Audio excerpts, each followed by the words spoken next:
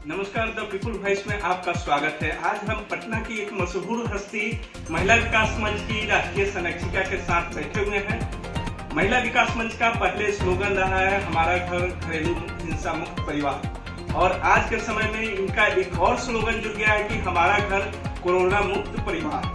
तो इस बीच में जैसे आप काम कर रही हैं, लोगों के बीच में सहायता सामग्री का डिस्ट्रीब्यूट कर रही है, लेकिन आपका मुख्य लक्ष्य तो घरेलू हिंसा मुक्त बनाने का था।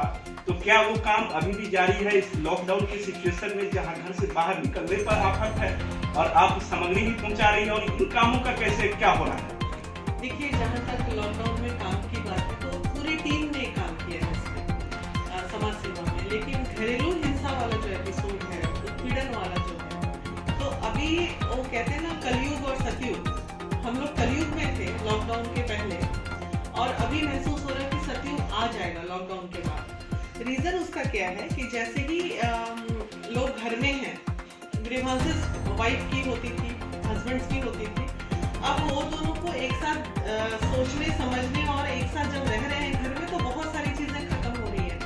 जहाँ पे दिन में 4 बार, दिन भर में 10 कॉल आता था, तो अभी दिन में एक भी कॉल नहीं आ रहा है। शुरू के दिनों में आए, लेकिन अभी एक भी कॉल नहीं है। मतलब लॉकडाउन में लोगों को एक दूसरे को समझने का मौका मिलता है, जिसके कारण हिंसा कम हो रही है। ये कहना, हिंसा कम हो रही है, और कहीं कहीं जहाँ हिंसा हो रही है, मतलब जो रेशियो है वो घट के, जो फोन से भी हमें पता चलता था ना कि मैडम यहाँ मार दिया, ऐसे कर दिया, वैसे कर दिया, तो वो हिंसा घटा है। या तो लोगों की मजबूरी भी हो सकती है, क्योंकि भाई अभी तो मैडम भी वो है तो कैसे हेल्प करेंगे, ये भी हो सकता है। लेकिन इस बीच में 2-3 केसेस आए बड़े बड़े, एक बहुत ही संगीन मैटर है और मिस्ट्री है उसके पीछे। उसको कैसे टैकल किया, क्या मामला था? देखिए, मामला क्या था, वो हमारी बरबीघा की अध्यक्ष, प्रदेश अध्यक्ष भी हैं हमारी, तो उन्होंने उषा जी, तो वो गई बरबीघा में सैनिटाइजर और नैपकिन्स वगैरह डिस्ट्रीब्यूट करने के लिए। तो इस बीच उनके पास एक पीड़िता आई,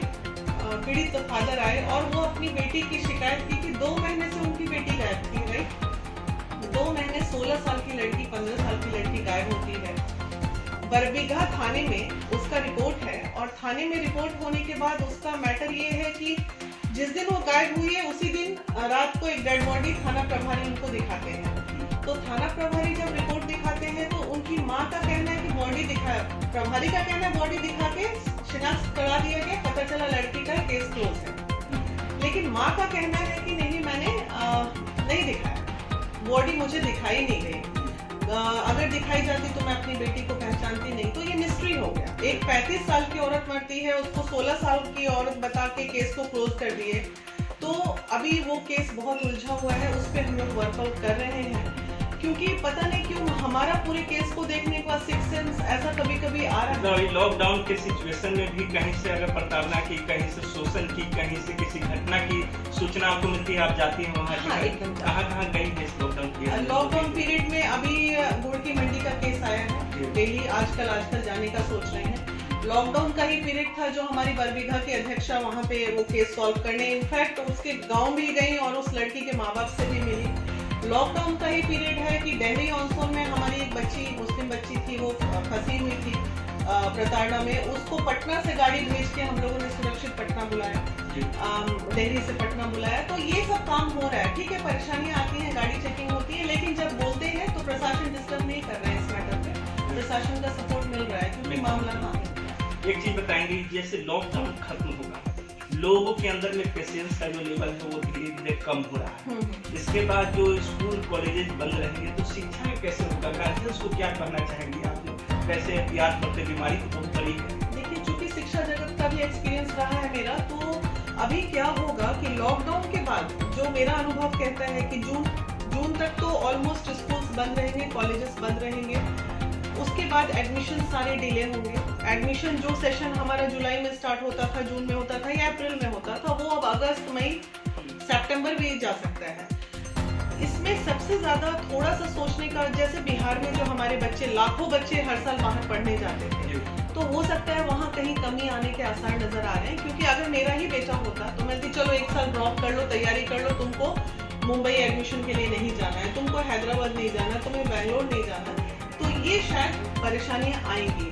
एक डर तो रहेगा ही सबके बच्चे सिलेबस पीछे पड़ेगा, तो उसको कैसे कंप्लीट करें स्टूडेंट्स, मतलब डिजिटल कोर्स का वगैरह का सहारा? ऑनलाइन क्लासेस तो चल रहे हैं, बहुत सारे स्कूल्स में ऑनलाइन उसका सहारा लेना चाहिए। हाँ, लेकिन ऑनलाइन क्लासेस का बहुत बढ़िया रिजल्ट नहीं आ रहा है, क्योंकि वो बच्चे इतने हुड़दंग करने लगते हैं ऑनलाइन में कि टीचर वो सब एक तरह का, हम जो मैंने आंखों से देखा है ऑनलाइन क्लासेस, उसे फ्लॉप शो ही करेंगे। वो सब बहुत अच्छा बेनिफिट उससे मिलना नहीं है ऑनलाइन क्लासेस से, जो हम लोग क्लास में करते हैं। सेशन लेट होगा या सिलेबस को फास्ट किया जाएगा, ये सब तो अब एजुकेशन डिपार्टमेंट डिसाइड कर ही लेंगे, कुछ ना कुछ रास्ता तो निकलेगा ही। आप क्या महसूस करती हैं कोरोना के आने के पहले की दुनिया, कोरोना के जाने के बाद की दुनिया, कैसा होगा आने वाला समय है? क्या लोग के सोच में परिवर्तन आएगा, क्या बदलाव होगा इस समय?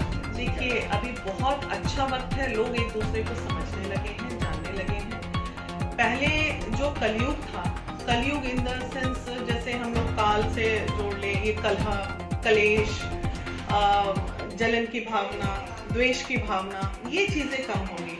आज करोड़पति भी उसी तरह घर में बैठ के दाल रोटी खा रहा है, और एक जरूरतमंद जो है मजदूर भी उसी तरह खा रहा है दाल रोटी। तो आज का दिन जो, और दूसरी बात है, जो बच्चे थे हमारे, जो बिल्कुल जा रहे थे पिज्जा बर्गर एवरीडे होटलिंग, तो वो सब चीजें रुकेंगी। बच्चों को अब घर के टेस्ट अच्छे लगने लगे हैं। तो ये कलयुग और सतयुग, तो थोड़ा सा फील ना, जब लॉकडाउन खत्म होगा और आएंगे तो डिफरेंट वे में एकदम सतयुग। अगर 100 लोग एक जगह या 50 लोग एक जगह, हम लोग टाइप सोशल वर्क, जो कभी किसी का बुरा नहीं चाहें, कभी किसी का से द्वेष ना करें, तो वैसे लोग अगर 50 भी निकल के आ गए लॉकडाउन के बाद, तो एक अच्छा संसार नजर आएगा, ऐसा मुझे पर्सनल फील होता है। चलिए, बहुत बहुत धन्यवाद। आपने हर समाज के, शिक्षा के और घरेलू पहलुओं के हर सभी आयामों के बारे में हमारे साथ विस्तार से चर्चा की, और आपने यह भी बताया कि इस लॉकडाउन के पीरियड में महिला विकास मंच कैसे जाके लोगों की सहायता कर रही है, और जो शोषित और पीड़िताएं हैं, जो घरेलू हिंसा के शिकार हैं, उनकी भी मदद कर रहे हैं। जो महिलाएं गायब हो जाती है, थाना सही से व्यवहार नहीं करता है, उनकी भी जाके सहायता करती है। तो वाकई में आपके जज्बे को दिल से सलाम करता है और आपको दिल से शुक्रिया।